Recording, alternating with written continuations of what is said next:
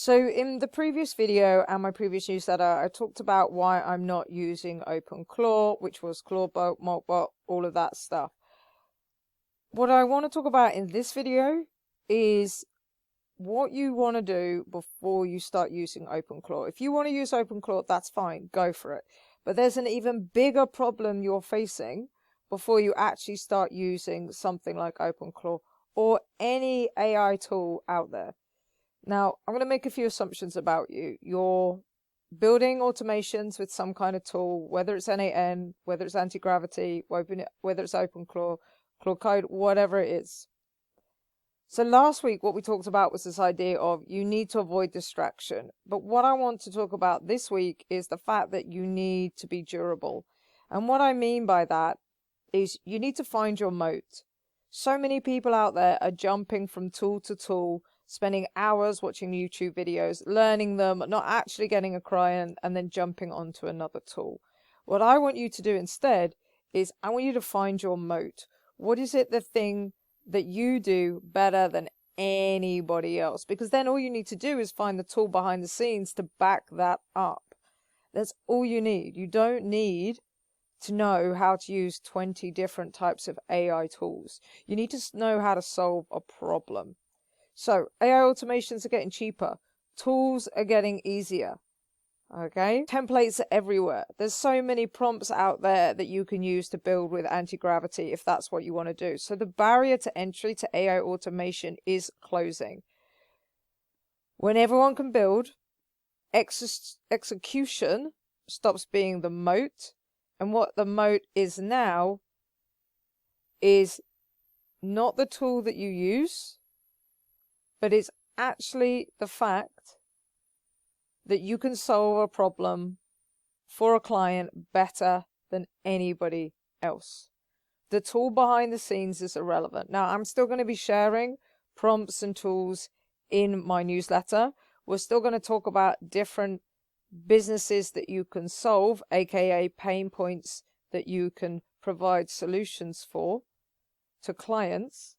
But AI automation in 2026 is no longer about clicking tiles in NAN together. It's about understanding the business, not just the workflow, helping them figure out what should be automated and what shouldn't be automated. And that's not just generally for the business, but that's also what do we automate first? What do we automate in 6 months? What do we automate in 2 years? Building that trust with the clients, that the client believes that you're not going to break stuff, that you're going to come in and you're actually going to improve things, you're going to save them time, or you're going to make them money. Finding somebody to build a tool is now cheap. Hiring somebody to build something for you is super cheap. There's tons of experts out there. So what you need to do is you need to sit with some business owners, find out what they need to solve in the chaos of their day-to-day business and the chaos of the AI space in general, and then build something that actually serves the client, and ideally something that you can then go and rinse and repeat. If your offer, so I can build you an NAN agent that will, streamline your inbox, or I will build you something on anti-gravity that will bookmark and organize your web pages, or whatever it is that you end up building. If that can be copied in a weekend, if I can find it on GitHub, I can find it on Gumroad, I can find it as a JSON in a school community, then that's not a moat. What a moat is the entire full stack offer that you provide. And just to be clear, you're not going to provide everything from day one. In fact, actually having a really simple workflow, a simple agentic workflow that you have built is going to help you out in the long run, because that's going to be easier for you to manage. You can charge your monthly management fee, and you know that it's not going to be that it's not going to be that hard. Sorry, let me say it the other way. It's going to be resilient to your client. It's going to be hard for your client to break it, which means it's going to be easier for you to manage and less work on your part, which means you can have more clients. If you go for some crazy full NAN workflow or tool that's trying to compete with LinkedIn directly and does everything LinkedIn does, you're just going to find yourself full of headaches.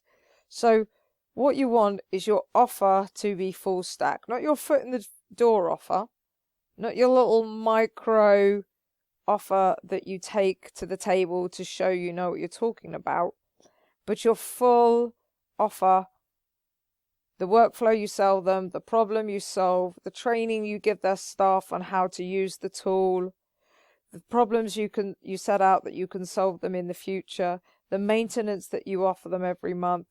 All of that together is what we're talking about when it comes to your full stack offer.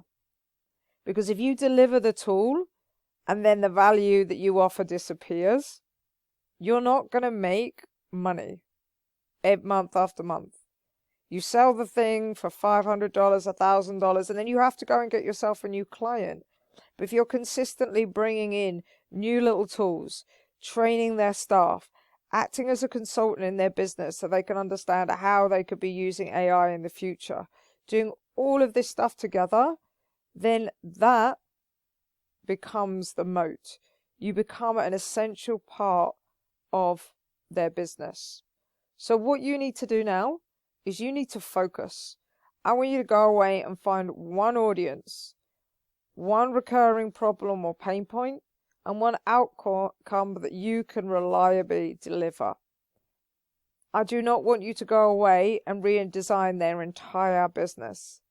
Just solve one problem in their business that you would happily be paid $500 for, even $200 for, and then work with them to train their staff and to consult with them on how they can continue to add AI into their business, and you can slowly start to solve bigger problems for them and give them a roadmap so that they can make more money and save themselves time.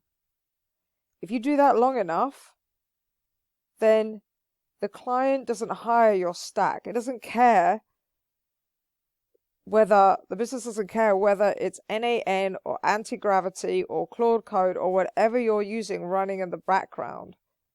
They're hiring you and everything you provide them with, and you become an integral key part of their business that they cannot let go of. So you want to build where you're not easily replaced. You need to find a little bit of the business world that you can carve out a niche in and be the go-to person. And then you need to build in a way, not what you build on, but build in a way where you are not easily replaced. That doesn't mean you're working for them 20 hours a day. It just means that when they need consultancy, you pick the phone up and you make money. When they need to train their team, they call you and you make money. When they need another system to be adapted with AI or improved with AI, you're the one building it, running it, maintaining it, and getting paid for that. That's what your moat focus is. That's what I want you doing over the next couple of weeks. So we're going to return to usual programming in this newsletter from now on. I'm going to give you the tools. I'm going to give you the ideas of what your moat could be. I'm going to give you strategies for outreach on how you can go and talk to these clients so that you can offer these kind of services and offer your workflow to them. But I beg you, focus less on the tool and more on the moat. That is where your focus needs to be. Carve out your little zone of genius out in the business world. Get known for one thing and doing one thing really, really well, and business will come into you. We'll talk about outreach. We'll talk about how you can get the clients coming to you from day one. We'll talk about what that first little micro proof of genius that you can show businesses is. We'll cover all of that in the newsletter. But for now, go out there, start thinking about things. What is your moat. I'll see you in the next video.